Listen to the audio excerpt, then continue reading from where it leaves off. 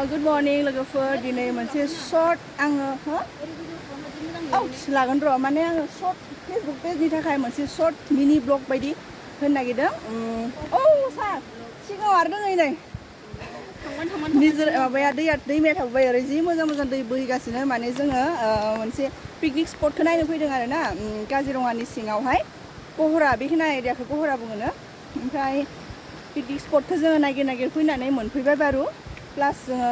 पुरा माने खोल खोल बोहैनाय दैमाबो नुनो मोनबाय नै दैमाखौ नायनाय थाङोना मिथिजाय आंजों लोगोआव दङ सार बिथां बायद' बिथां बे मा दंफां सार राबार अ बैथिंजाय राबार दंफां गिदिंनांसिगौमोन नामा सार राबार दंफाङाव फट' लाहैनोलै फै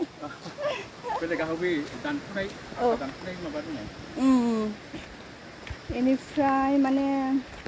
फुल ब्लगखौ होगोन खिन्थु बिनि सिगाङावनो माने नैबे शर्टखौ आङो बिराद दिन्थिनो गोसो जाबाय जायगाया मोजांनि थाखाय आरोना ओमफ्राय बेयाव मोनसे मोजां फट' लानोसै राबार बागानाव नै जि मोजांखा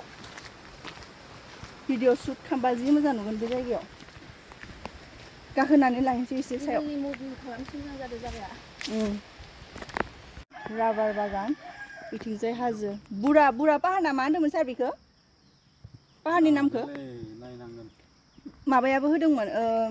चक्रबर्ती साराबो बुरा पाहार होननानै होदोंमोन बुरा पाहारानो खोमा नामा बिथिंबो दङ सापात बागान थांसैना सार थांसै औ बेनोथ' गिदिंफिननोसै